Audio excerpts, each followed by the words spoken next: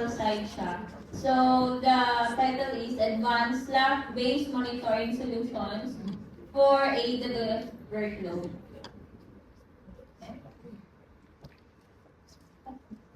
Yeah. So, I will introduce myself. So, I am Nikki Tomas, cloud consultant at Tutorials Dojo. I'm in my 2 years now, and I am one of the team lead members of the company. And then I am part of a AWS Community Builder program, also in my 2 years.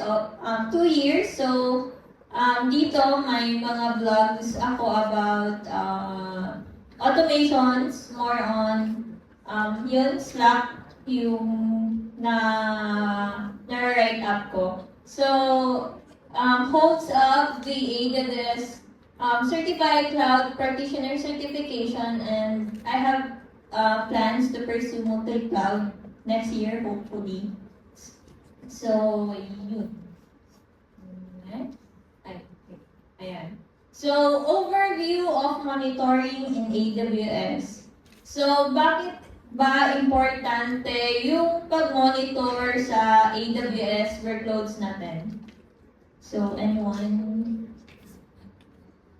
So, ako na lang. So, important siya because dito,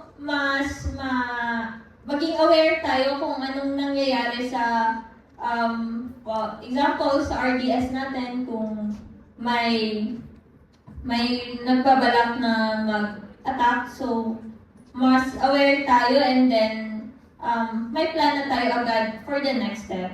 So, challenges faced without effective monitoring. Yun, nagiging blind tayo kung ano na yung nangyari sa AWS workloads natin. Di natin alam na may nakapasok na pala na ibang mga hacker, tinatry nila na i-hack yung system natin without knowing na yung, yun.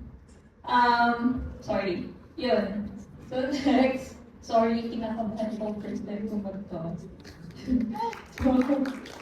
So, what is Slack? So, Slack is a cloud-based collaboration platform designed to facilitate communication and teamwork among individuals and organizations. It has become a vital tool for modern workplaces, enhancing communication and collaboration in increasingly remote and distributed teams. Ang Slack is ideal for teams of all sizes, from startup to large enterprises across various industries, and commonly used for project management, customer support, and cross-functional communication. So yung Slack is, yun nga, para siyang messenger na doon mostly used by remote jobs. So, doon nagko-communicate. So, yun din yung primary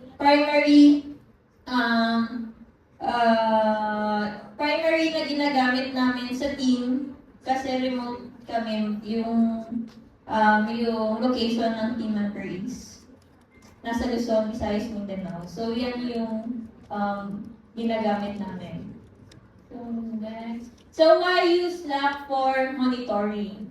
So, yung Slack is hindi lang siya for effective communication, but it can also have real-time notifications, integration capabilities, user engagement, and familiar interface.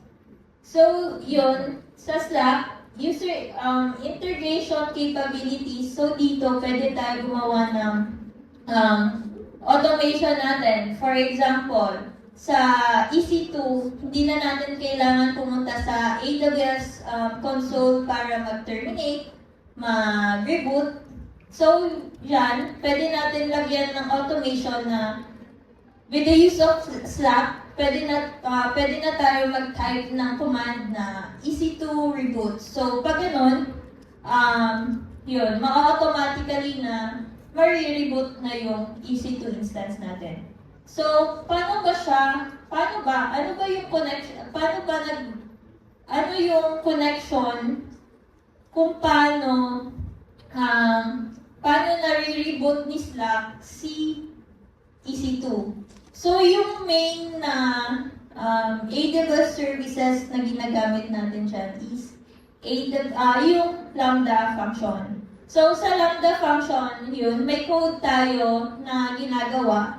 And then, to connect it to Slack, we will use the Slack webhook para ma-connect siya. So, next. So, key monitoring metrics for AWS workloads. First is the performance metrics.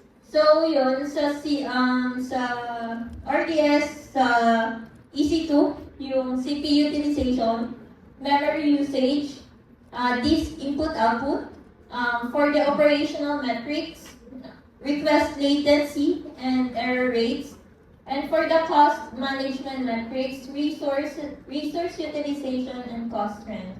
For the cost management metrics, pwede natin yung nasabi kanina umaga na to, yung billing alert from Amazon CloudWatch, pwede tayong gumawa nun para yun, mas maging aware tayo sa nangyayari sa mga sa billing. So next, setting up a monitoring system into AWS workloads. So, ito yung top 4 na ginagamit ko na services sa AWS. Yung Amazon CloudWatch, yung AWS Lambda, Amazon Simple Notification Service, and Amazon Bridge. So yun, si Amazon CloudWatch, it helps us to monitor and track our AWS workload performance. For AWS Lambda, ito yung nag-help sa atin sa pag-run ng code. And then, yung Amazon Simple Notification Service naman is, lang siya, para siyang nagsisend siya ng information, yung nire-request mo ng information sa'yo, kung ano na yung nangyayari sa AWS workloads mo. And then, yung lastly is yung Event Bridge. Ito yung event-driven na service na nagko-connect sa Lambda function mo through sa mga AWS workloads na nire-request na lagyan mo ng notification. So, AWS services that we can implement monitoring solution. So, yun, mention ko kanina is yung Amazon EC2 and yung Amazon RDS. So, ngayon, yung itatakel ko lang is yung sa RDS notification. Excuse me. So, real-time Slack notification for Amazon RDS event monitoring. So, integrating Amazon RDS event notification with Slack enables team to manage and monitor database instances in real-time efficiency. So, real-time notification not only keep team informed but also allow them to quickly respond to potential issues, which ultimately contribute to a more resilient and responsive cloud environment. So why need natin lagyan ng notification yung RDS natin? So first, kailangan natin maging aware kung anong nangyari sa database natin. So this one is most important sa may mga production na websites. Like sa amin, Tutorials Dojo, need namin ng mga notifications na mga real-time kasi ang daming nag-hack, ang daming nagtatry na like SQL injection. Tapos minsan, yung RDS nagda-down, nagloloko, hindi namin alam kung anong nangyari. So yung Slack notification, nakakatulong siya sa amin sa business namin to stay informed kung ano ang status ng yung status ng RDS namin, status ng database. So, yun. So, ito, simple diagram sa Slack notification. So, kunwari ako si user, ayun, sinabihan ako ni John na, yun, mag-create ka ng snapshot sa RDS natin. So, ayan, gumawa ako pero hindi ako nag-inform sa team na gumawa ako ng snapshot. Dumiretso lang ako. So, ayun, nag-trigger ako ng activity sa RDS. So, nag-trigger ako ng activity sa RDS.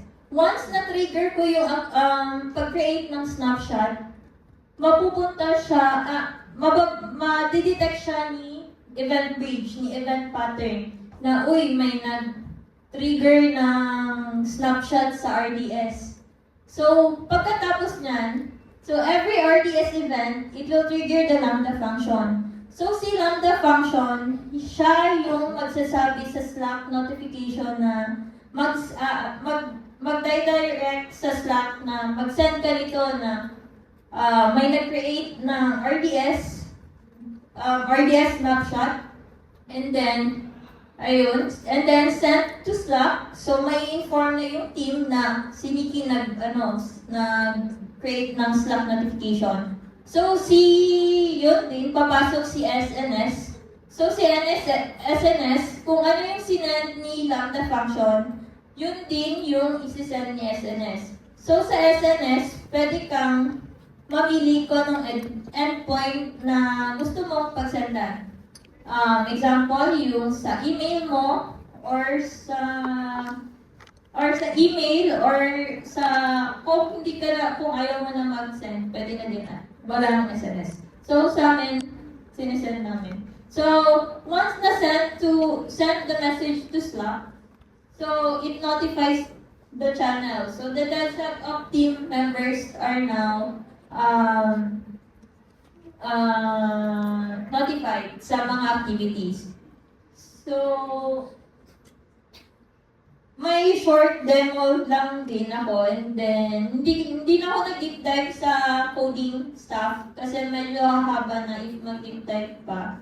So, ito, yung sample.